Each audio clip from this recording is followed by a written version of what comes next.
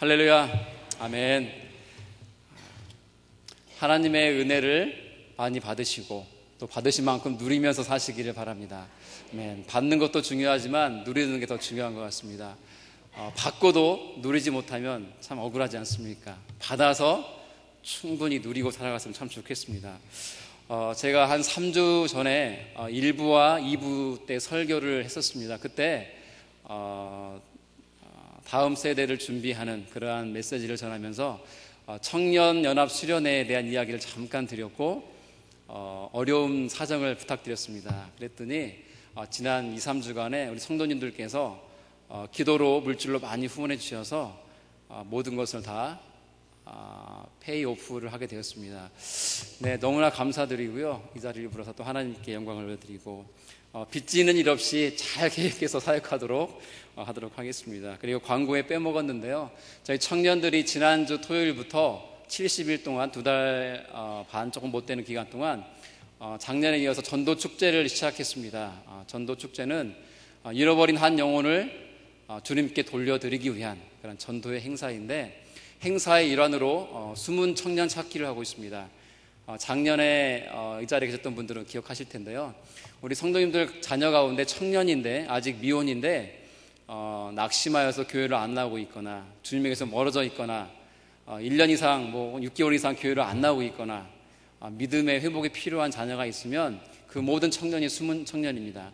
저희가 로비에서 명단을 받고 있으니까 예배를 마치고 나가실 때 혹시 가정 가운데 자녀 가운데 또 아는 분 가운데 숨은 청년이 있으면 꼭 카드에 기입해 주십시오. 그럼 저희가 품고 기도하고 또 연락하고 챙겨서 주님께 인도하는데 참고하도록 하겠습니다.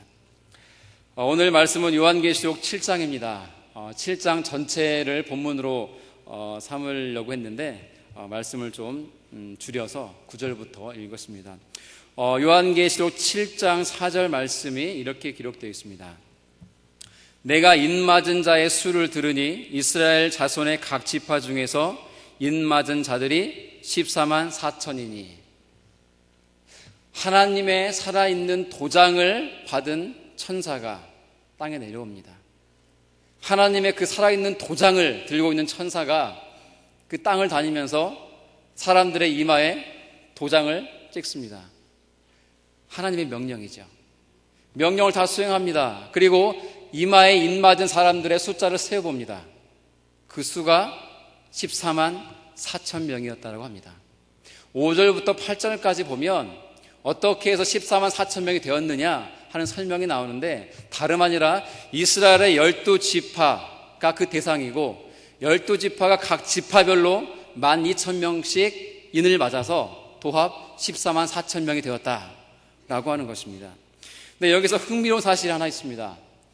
구약 성경에 보면 항상 12지파가 기록될 때 가장 먼저 누가 기록될까요? 장자입니다. 자나깨나 장자 아닙니까? 큰아들. 이 마지를 가장 먼저 앞에 쓰는 거예요. 루벤이라고 하는 큰아들 이름을 항상 앞에 씁니다. 그런데 오늘 본문 바로 앞에 있는 5절로 8절까지를 보면 가장 먼저 나오는 지파가 루벤이 아닙니다. 유다 지파입니다. 유다, 루벤, 갓, 아셀, 납달리, 므낫세, 시므온, 레위, 이사갈, 스불론, 요셉, 베냐민, 이렇게 12지파 이름을 나열하는데 유다 지파가 맨 앞에 등장합니다. 왜 그럴까요? 그것은 바로 유다 지파가 다윗 왕가를 통해서 이어지기 때문에 그러합니다. 유다 지파 가운데 다윗 왕이 태어났잖아요. 지금도 이스라엘은 국기에 별을 달고 있는데 그게 다윗의 별입니다. 다윗 왕을 굉장히 기리죠. 하지만 더 중요한 이유가 있습니다. 그것은 바로 온 인류를 구원하신 구원자시오 만왕의 왕 되신 예수 그리스도께서 바로 유다 지파를 통해서 오셨기 때문에 그러합니다. 생물학적으로 태어난 순서에 의하면 루벤 지파가 가장 먼저 위치해야 되지만, 이제는 그 생물학적 순서가 중요한 것이 아니라 예수 그리스도가 중요하므로 그 그리스도를 배출한, 그 그리스도가 난 유다 지파가 이제는 지파의 맨 앞장에 자리를 차지하게 됐다는 것이죠.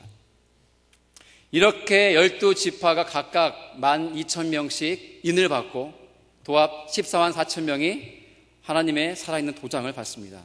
그렇다면 이 하나님의 도장을 받은 사람들은 누구일까요? 이 14만 4천 명의 정체, 이들은 누구일까요? 전통적으로 해석하는 신학자들의 견해를 모아보면 세 가지로 정리가 됩니다. 첫 번째는 순교한 그리스도인이다 라고 보는 견해입니다. 성경 요한계시록 6장에 보면 순교자들의 수가 차기까지 하나님이 기다리신다고 그랬습니다. 하나님의 진노의 날, 심판의 날을 그 순교자의 수가 차기까지 기다린다고 그랬거든요. 그래서 그 순교자들, 예수를 믿다가 목숨을 이렇게 빼앗긴 그 순교자들의 숫자가 14만 4천이다 라고 보는 견해가 있습니다. 또 하나의 견해는 유대인 그리스도인이다 라고 보는 견해가 있습니다. 유대인 중에서 예수님을 믿은 사람들, 그 유대인 그리스도인들. 세 번째 견해는 유대인들과 플러스 모든 이방인들로 온전하게 이루어진 완성된 교회다, 이렇게 해석을 하기도 합니다. 모든 것이 다 가능성이 있고 합당해 보입니다. 그러나 더 중요한 것은 이 이마에 인침받은 사람들, 이 사람들은 바로 하나님의 말씀의 약속을 따라서 하나님의 도장으로 인침받고 하나님의 따로 떼어놓은 구별함을 받은 사람들이라는 사실입니다. 에스겔서 9장 4절에 이렇게 기록되어 있죠. 여호와께서 이르시되 너는 예루살렘 성읍 중에 순행하여 그 가운데서 행하는 모든 가증한 일로 말미암아 탄식하며 우는 자의 이마에 표를 그리라. 사실 이마에 하나님의 인을 찍는 것은 에스겔 때에 하나님이 에스겔 통해 주신 예언의 말씀이었습니다. 이 당시에 이스라엘 사람들은 대부분 하나님을 버렸습니다. 하나님을 떠났습니다. 이방신을 섬겼습니다. 이러한 때 하나님께서 에스겔을 통해서 나를 버리지 아니한 자들, 그 이스라엘의 남은 자들의 이마에 인을 새겨라. 왜 그랬을까요? 그들을 하나님께서 구원하시기 위해서. 그 약속이 옛 언약입니다. 에스겔을 통해 주신 이 구약에 있는 이 예언의 말씀, 이 약속의 말씀이 이 이스라엘 지파를 통해서 그대로 이루어지는 것이죠. 에스겔을 통해서 하나님 약속을 주실 때에는 이 약속의 대상들은 이스라엘 민족이었습니다. 그들이 붙들고 있는 것은 옛 언약입니다.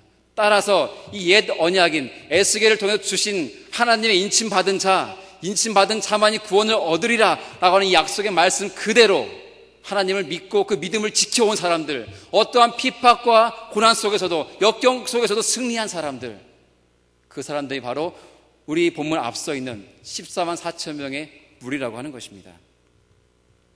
오늘날 교회가 겪고 있는, 몸살처럼 겪고 있는, 아니 몸살보다 더 심각한 표현으로 전쟁을 겪고 있는 것이 있습니다. 그것은 바로 이단들과의 전쟁입니다. 특별히 잘못된 종말론을 들고 찾아오는 이단들, 참 무섭습니다. 그 이단들이 교회에 들어올 때 전면전을 선포하지 않습니다. 그래서 요즘은 한국에 가면 많은 교회들이 교회 정문에 이런 경고문을 붙여놓고 있다고 합니다. 신천지와 같은 이단 관계자들이 들어올 경우 법적 처벌을 받을 수 있음을 알립니다. 신천지와 같은 이단 관계자라고 약간 좀 우회했죠? 어떤 교회는 이렇게 표현한답니다. 신천지 관계자들이 들어올 경우 법적 처벌을 받게 될 것입니다. 그들은 조용히 들어옵니다. 그리고 우수한 성적으로 세가족 과정을 마칩니다. 양육 과정에 들어가죠. 훈련을 받고, 그리고 작은 일부터 시작해서 봉사를 하기 시작합니다. 열심히 활동합니다. 눈에 듭니다. 사람들의 인정을 받고 주목을 받습니다. 그러다가 결국 교회의 요직에, 중직에 오릅니다. 그때가 되면 슬슬 발톱을 보이기 시작합니다. 사람들을 포섭하죠. 속회나 교구별 모임이나 각종 그룹 모임에서 담임 목사의 욕을 합니다. 유언비어를 퍼뜨리죠. 험담을 하죠. 헛소문을 냅니다. 성도들을 이간질시킵니다. 성도들이 분열되게 만듭니다. 그러다가 때가 되면 그 귀합된 힘을 가지고 봉기를 하고 담임 목사를 몰아내고 그 교회를 장악합니다. 이러한 일들이 실제로 한국 교회에 일어나고 있는 현실입니다. 마지막 때가 되면 거짓 그리스도가 나타날 거라고 그랬습니다. 마지막 때가 되면 거짓 사도, 거짓 교사들이 나타날 거라고 예수님 말씀해 주셨습니다. 천부교회 박태선, 하나님의 교회의 안상홍, 엘리야 복음 선교원의 박명호, 신천지의 이만희, 구원파의 박옥수, 이요한, 아마 한 번쯤 이름을 들어보셨을 것입니다. 이들은 하나같이 자기가 재림한 메시아라고 주장합니다. 통일교의 문선명은 어떠합니까? 자기가 재림한 그리스도라고 주장하다가 얼마 전에 죽었습니다. 어떻게 재림한 그리스도가 죽을 수 있습니까? 거짓 이단 집단인 것이 만천하에 드러났습니다. 하지만 그 집단이 거짓인 것은 또 이렇게 드러났습니다. 아버지의 장례식에 오고 있었는데 2대 교주인 문영진이 자기 형들을 장례식장에 못 오게 막았습니다. 그리고 지금 재산 다툼 때문에 법적 공방이 벌어지고 있습니다. 앞으로 이 사건은 더 커질 것입니다. 이것이 거짓 이단 단체임에 대한 또 다른 증거입니다. 마지막 때가 가까우고 있습니다. 우리가 어떻게 반응해야 될까요? 깨어 있어야 됩니다. 깨어 기도해야 됩니다. 말씀을 붙들어야 됩니다. 오직 말씀만이 우리를 살릴 것입니다. 주일 성경 공부 열심히 참가해서 하십시오. 혹시 개강에 대해서 늦었다라고 생각하지 마시고 지금이라도 가시면 아마 받아주실 수도 있습니다. 열심히 배워야 됩니다. 하나님 말씀의 뜻이 무엇인지, 하나님의 그 계획하심이 무엇인지, 어떤 것이 바른 신앙인지, 그래서 어떻게 우리가 바로 살 수 있는지를 알아야 주님이 오실 그 길을 예비하면서 살 수 있는 것입니다. 신천지 이만희의 가르침은 정말 어처구니가 없습니다. 그는 예수 그리스도의 인성은 인정하지만 신성을 부정합니다. 그냥 사람이었다라는 거예요. 대신 자기가 재림한 그리스도라는 거예요. 그리고 구원은 예수를 그리스도로 믿어 그 믿음으로 구원받는 것이 아니라 깨달음으로, 내가 스스로 알므로 말미암아 구원에 이른다라고 가르칩니다. 이것은 이미 교회사를 통해서 이단 정죄받은 영지주의적 잘못된 사상일 뿐입니다. 근데 흥미로운 사실은 그들의 포교 대상이 신의 존재를 인정하지 않는 무신론자들이 아닙니다. 하나님을 믿지 않는 불신자가 아니에요. 첫 번째 타겟은 바로 기성교회이고 우리와 같은 기존 교인입니다. 그러면 왜 이렇게 많은 성도들이, 많은 교인들이 말도 안 되는 가르침을 주고 있는 이단에 빠질까요? 그 답은 하나죠. 하나님을 잘 알지 못하기 때문에, 특별히 계시록을 중심으로 해서 나타난 종말론이 어떻게 되어 있는지, 어떤 것이 장차 이 말 그리스도의 재림의 모습인지 모르기 때문에 그렇다는 거예요. 여러분, 눈을 뜨면 뉴스에 나오는 이야기들이 끔찍한 일들 아닙니까? 인간으로서는 정말 행할 수 없는 끔찍한 범죄들이 벌어지고 있습니다. 마지막 때가 갖고 있는 신호이지요. 왜 이렇게 태풍이 한국에 많이 불어닥칠까요? 왜 이렇게 쓰나미와 지진과 화산폭발과 이상기온이 이 세계에 만연할까요? 이 100년 여간에 일어났던 이 자연재해가 지난 수백 년보다 일어났던 것보다 훨씬 더 많이 일어났다고 합니다. 그리고 특별히 30년 안에 일어난 많은 자연재해를 분석해 본 결과 그렇다고 합니다. 무슨 느낌이 오지 않습니까?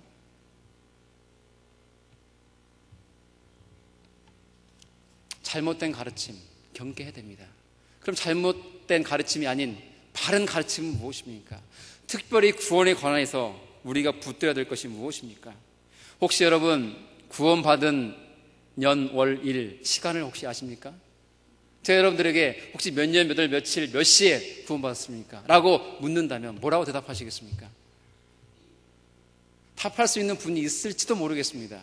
어떤 부흥집회나 혹은 어떤 수련회에 가서 또 영적 체험을 통해서 예수님 영접하게 된 경우라고 한다면 몇 년, 몇 월, 며칠, 몇 시에 예수님을 영접하게 되었는지, 그래서 구원받게 되었는지 말을 할 수가 있을 것입니다. 하지만 저 역시 말씀을 드릴 수가 없습니다. 왜냐하면 제가 모르기 때문에 그러합니다.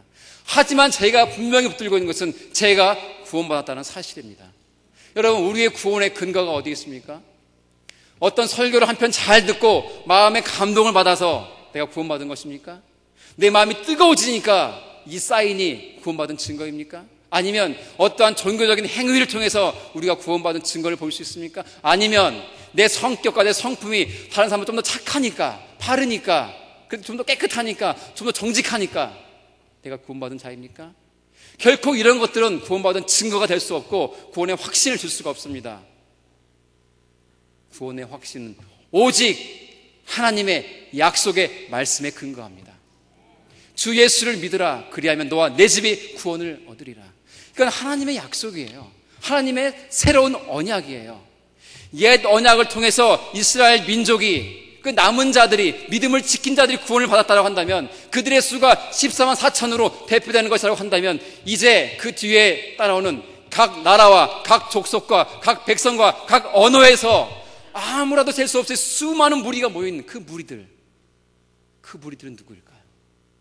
오늘 본문은 9절에 그렇게 시작되고 있습니다. 이 일 후에 내가 보니 각 나라와 족속과 백성과 방언에서 아무라도 능히 셀 수 없는 큰 무리가 흰옷을 입고 손에 종려가지를 들고 보좌 앞과 어린 양 앞에 서서 큰 소리로 외쳐 가로되 구원하심이 보좌에 앉으신 우리 하나님과 어린 양에게 있도다 하니. 이 사람들은 누구일까요? 로마서 9장 25절로 29절의 말씀이 이렇게 기록하고 있습니다. 호세아의 글에도 이르기를 내가 내 백성 아닌 자를 내 백성이라, 사랑하지 아니한 자를 사랑한 자라 부르리라. 너희는 내 백성이 아니라 한 그곳에서 그들이 살아계신 하나님의 아들이라 일컬음을 받으리라 함과 같으니라. 또 이사야가 이스라엘에 관하여 여치되 이스라엘 자손의 수가 비록 바다의 모래 같을지라도 남은 자만 구원을 받으리니 주께서 땅 위에서 그 말씀을 이루고 속히 시행하시리라 하셨느니라. 또한 이사야가 미리 말한 바 만일 만군의 주께서 우리에게 씨를 남겨두지 아니하셨다면 우리가 소돔과 같이 되고 고모라와 같았으리로다 함과 같으리라. 사도 바울은 말합니다. 하나님 나라의 새로운 백성, 그들은 이스라엘의 남은 자들만이 아니라 이제는 하나님의 백성에 속하지 않았던 온 열방만에 살고 있는 이방인들까지다 라고 말입니다.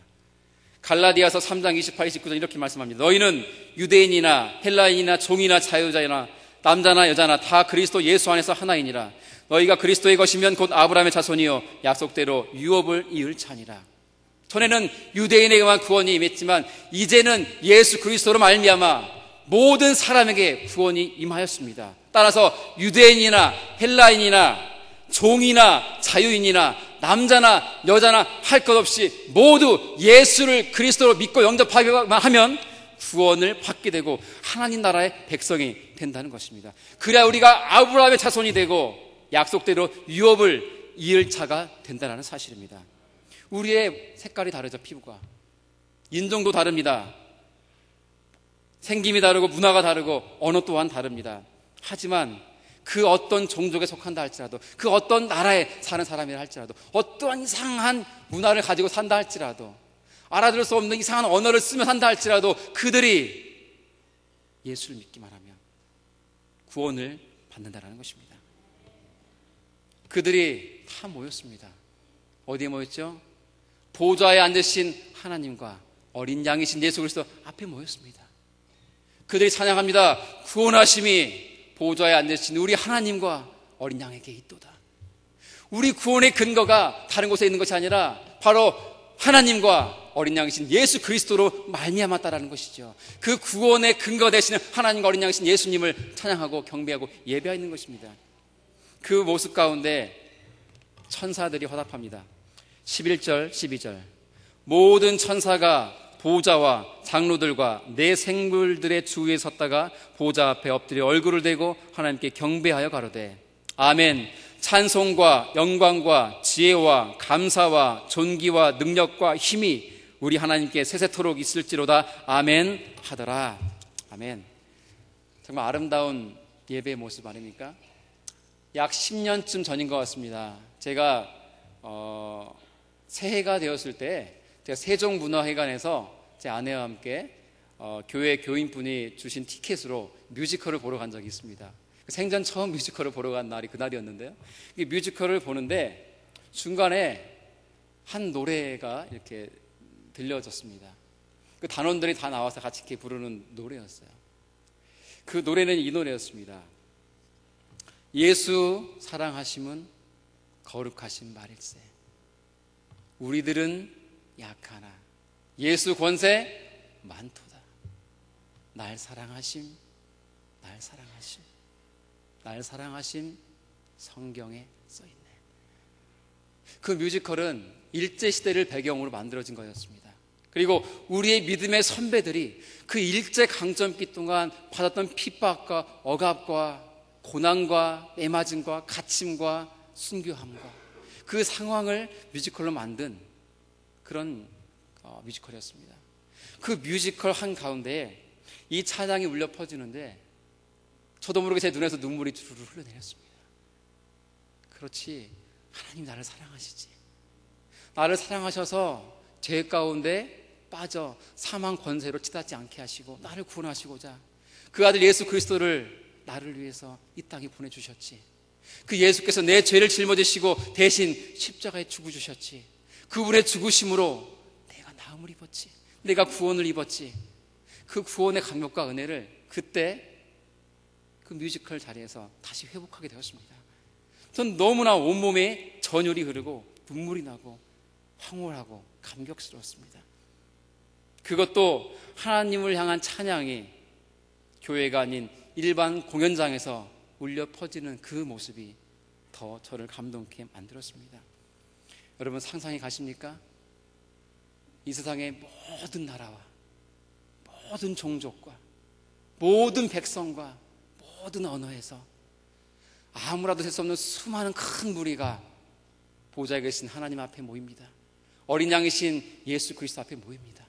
그리고 그 구원하심을 찬양하고 예배합니다.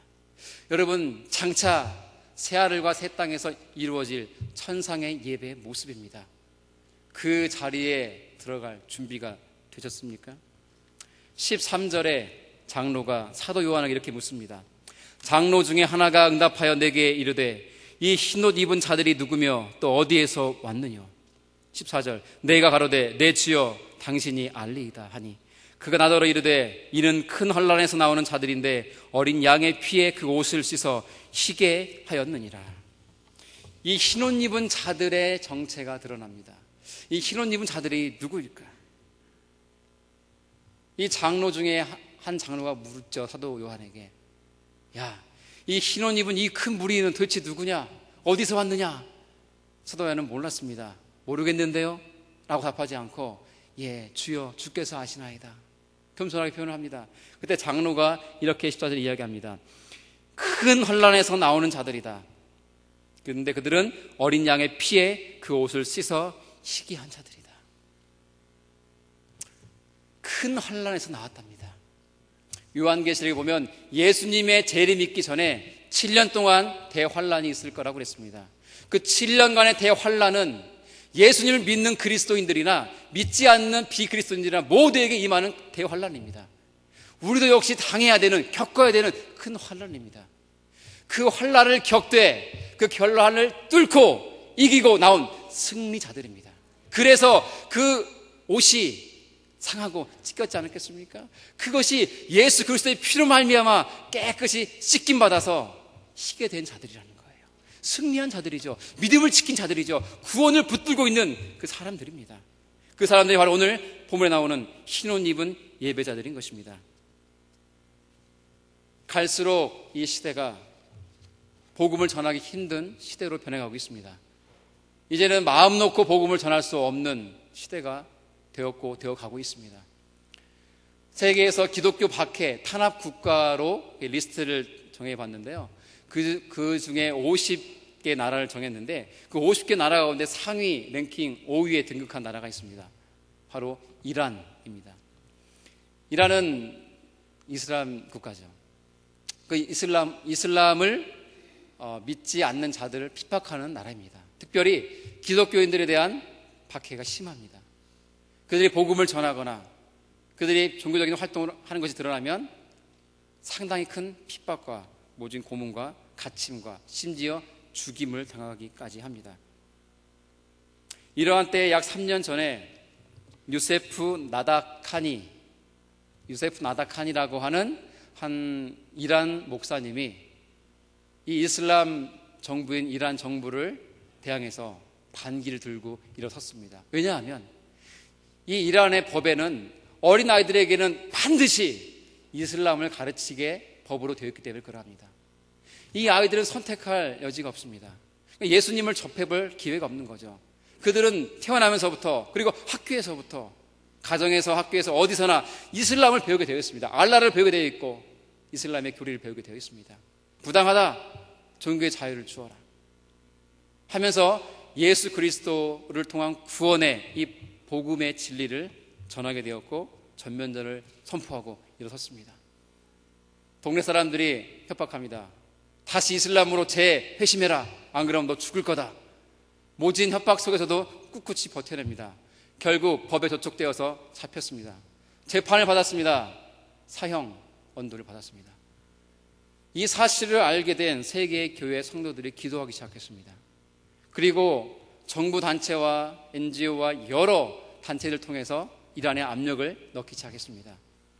그래서 유세프 목사님은 당장 사형을 받지 않고 3년 동안 감옥살이를 하며 지내게 되었습니다.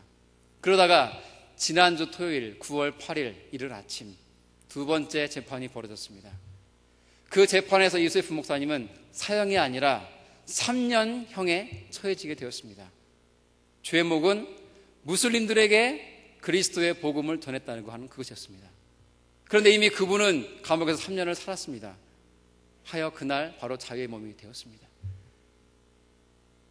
아멘이시죠? 아멘.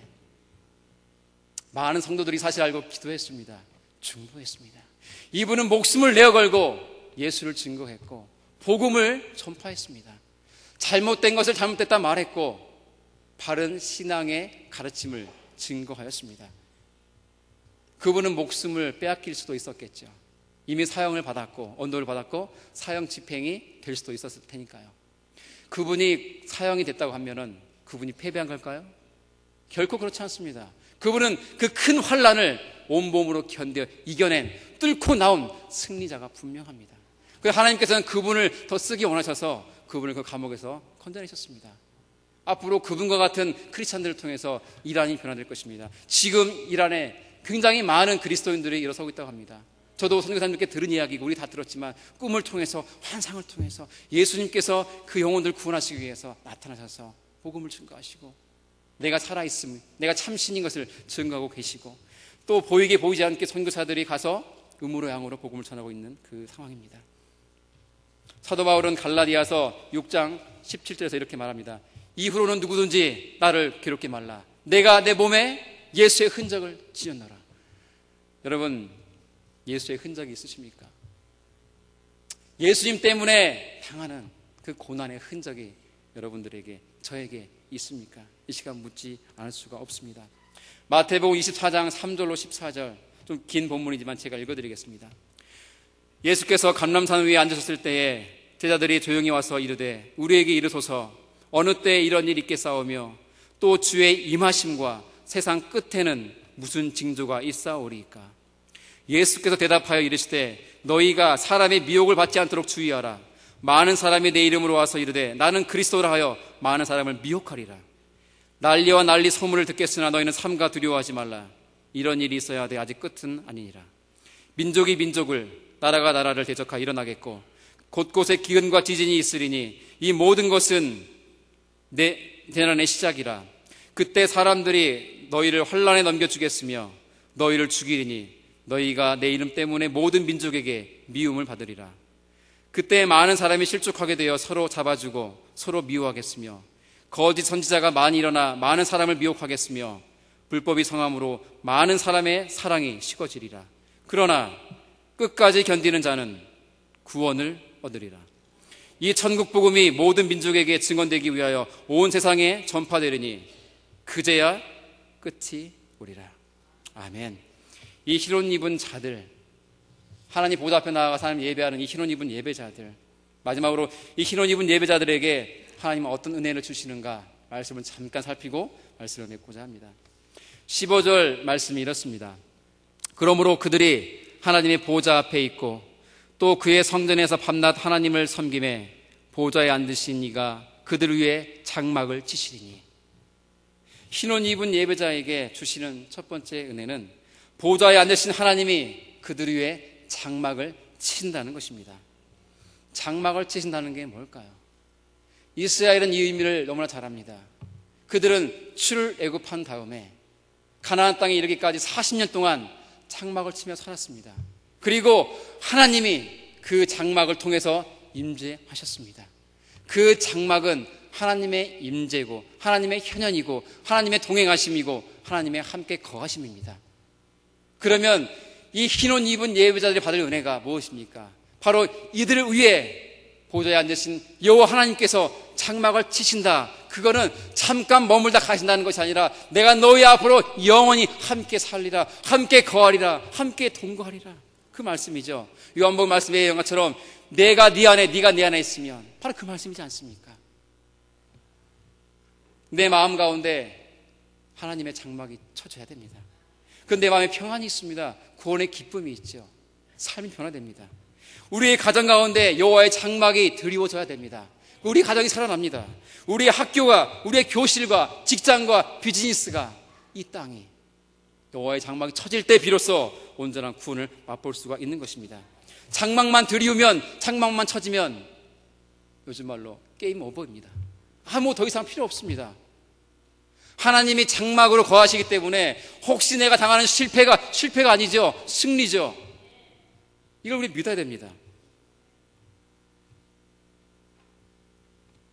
하나님께서는 흰옷 입은 예배자들에게 장막을 쳐주십니다. 두 번째, 하나님은 흰옷 입은 예배자들에게 16절 말씀처럼 다시는 줄이지 않고 목마르지 않고 해나 아무 뜨거운 기운에 상하지도 아니하게 하신다고 그랬습니다. 반대로 말해볼까요? 그러면 하나님 나라에 이르기 전까지는 삶이 어떨까요? 그것은 배고픔과 목마름과 해됨과 뜨거운 기운의 상함의 연속이라는 것입니다. 큰 환난이죠. 고난이죠. 예수님 믿는 길은 십자가의 길입니다. 예수 믿는 길은 좁은 길이에요. 가시밭길이에요. 험한 길이에요. 그래서 찾는 이가 적다고 그랬어요. 그러나 하나님의 나라에 이르면, 그 환난을 뚫고 승리하고 흰옷 입고 주 앞에 나아가면 주님께서는 다시는 줄이지 않게 해주실 것입니다. 다시는 목마르게 하지 않으실 것입니다. 다시는 해나 아무 뜨거운 기운에 상하지 않게 하실 것입니다. 그래서 여러분, 무엇을 먹고 마시고 입을까 걱정하지 말라는 거예요. 이 땅에서 하나님은 그 먹을 것 때문에, 마실 것 때문에, 입을 것 때문에 염려하지 않아도 되도록 먹을 것과 마실 것과 입을 걸 공급하신다고 그랬거든요. 그 약속에 근거하여 믿는 것입니다. 세 번째, 흰옷 입은 예배자에게 주신 하나님의 은혜가 무엇입니까? 17절, 보좌 가운데 계신 어린 양이 그들에게 목자가 되셔서 생명수 샘으로 인도하시는 것입니다. 누구든지 목마르거든 내게로 와서 마셔라. 나를 믿는 자는 성령의 이름과 같이 그 배에서 생수의 강이 흘러나리라. 마셔도 계속 목마른 이 땅의 물이 아니라 한 번만 마시면 그것으로 충분한, 다시 목마르지 아니한 영원한 생수가 되시는 그 생명수 샘으로 우리를 인도하신다는 거예요. 누가요? 어린 양이신 예수 그리스도께서.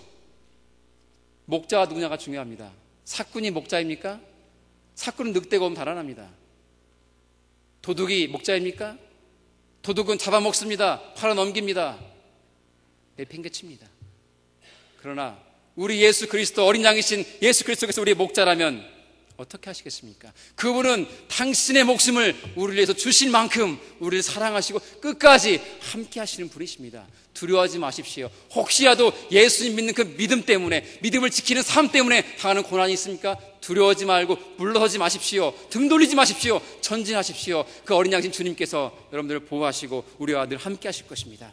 그리고 우리를 생명수샘으로 인도하실 것입니다. 마지막 은혜입니다. 17절, 하나님께서 그들의 눈에서 눈물을 씻어 주실 것입니다. 우리는 때때로 웁니다. 내 죄 때문에 울죠. 지어도 사함받아도 또 짓는 연약함 때문에 울지요. 가난 때문에 울지요. 부도 때문에 울지요. 질병 때문에 울고 실패 때문에 웁니다. 그러나 우리가 울어야 될 것은 예수를 믿는 그 믿음 때문에 울어야 합니다. 나의 믿음 없음을 가지고 울어야 되고, 더 큰 믿음을 주시옵소서 기도해야 되고, 믿음을 지키기 위한 처절한 싸움 때문에 울어야 합니다. 여기서 멈추면 안 됩니다. 예수님 바라보시는 그곳을 함께 바라봐야 됩니다. 예수님이 우시는 그곳 가운데 함께 서서 함께 울어야 합니다. 예수님 예루살렘 성을 바라보시고 우셨다고 그랬습니다. 그들의 멸망받을 것을 보시고 하나님을 떠난 것을 보시고 주님 우셨습니다. 우리도 울 수 있어야죠. 죽어가는 영혼을 향해서 울 수 있어야 합니다. 멸망마다 죽어가고 있는 그 열방 가운데 그 많은 종족들을 바라보고 울어야 합니다. 울 줄 알아야 됩니다. 내 문제 때문에 우는 자가 아니라 이제는 그리스도 때문에, 죽어가는 영혼 때문에, 하나님 나라가 더디 오는 것 때문에 울 수 있는 자가 되어야 됩니다.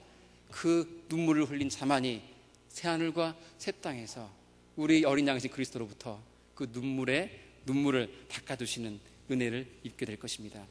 사랑하는 성도 여러분, 오늘이라도 주님께서 우리를 부르신다면 우리는 거절할 수 없이 주 앞에 서야 합니다. 오늘이 내 생의 마지막 날인 것처럼 살아가십시오.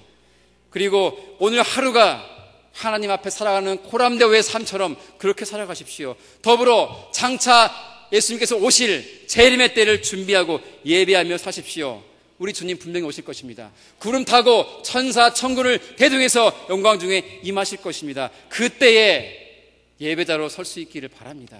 그때 우리 주님이 눈에 눈물을 닦아주심을 경험하기 바라고, 그 장막을 들이우시면서 경험하기 바라고, 구원하심이 보좌에 앉으신 우리 아버지 하나님과 어린 양에게 있도다 찬양할 때 함께 예배자로 하나님께 영광 돌릴 수 있기를 주의 이름으로 축원합니다. 아멘. 사랑하는 하나님, 감사를 드립니다. 이제 귀한 말씀을 통하여서 우리에게 주의 음성을 들려주시니 감사합니다. 하나님, 이 말씀을 가슴에 새기겠습니다. 이 말씀 붙들겠습니다. 예수를 믿는 흔적이 내 삶 가운데 있기를 소망합니다. 마치 이마에 하나님의 도장으로 인받은 것처럼 구원받은 자의 표가 우리의 영혼에 이마에 새겨지게 하시옵소서. 구원받은 수에 들게 하시옵소서. 그리하여서 장차 하나님 영광 중에 임하실 때에 새하늘과 새 땅 가운데 우리가 나아갈 때에 보좌 앞과 어린 양이신 그리스도 앞에서 구원하심이 하나님과 어린 양에게 있도다 찬양할 수 있는 그 흰옷 입은 예배자가 바로 내가 되고 우리가 될 수 있도록 인도해 주시옵소서. 감사드리며 예수 그리스도 이름으로 간절히 기도하옵나이다. 아멘. 다 함께 일어나셔서 마지막 찬양